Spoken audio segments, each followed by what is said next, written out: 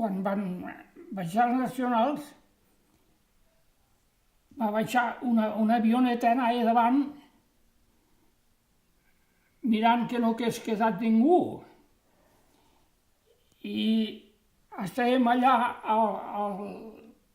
al Mas de Caugui i davant, tu no ho saps, potser allí a la canterilla aquella que hi ha, d'allò es va parar un moto, un Sericar. I al veure gent, se para i entra cap dins. Va entrar cap dins un militar i vam sortir crios i dones i això, i va dir, con la mano extendida, así.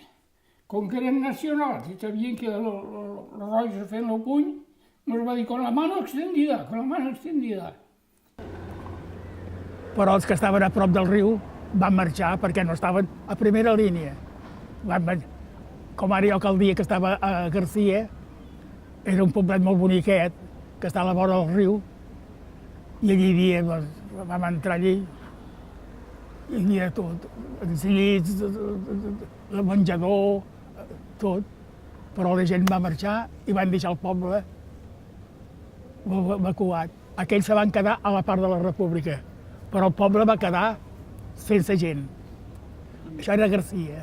Vam marxar, estàvem al Broi, i del Broi vam marxar cap a Miravet a passar la barca. I va ser l'última barcada que vam passar. Van fotre foc a la barca i la van cremar. I estant allí vam sentir com van explotar el pont de Mora.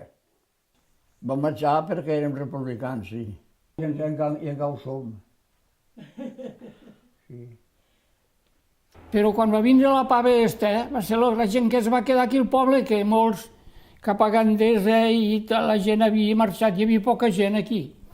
El que es va quedar allí, la tianença, justet va agarrar aquell carrer, que hi havia uns quants abuelos que no van voler marxar. I allí van vindre el bombardeig i els van morir. Cap a França marxàvem, però ens vam aturar a llançar. Però no ho vull recordar. No vull recordar, que cada vegada ho recordo.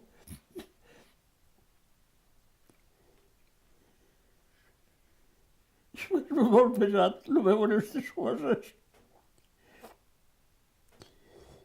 I era un crió i justet estava tot sol, que no teníem cap home, que los rojos los van prendre.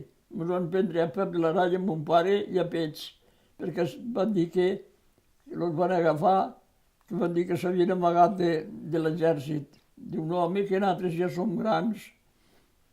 I ens van prendre els tres, em vaig fer càrrec jo de la Eua i el Carlo, i tota la família que portaven.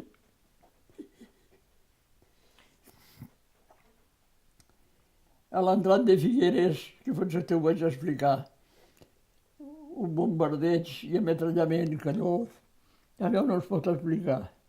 Uns munts de carn a trossos per aquells bancals i per aquella carretera. Oh, mare, allò fer plorar.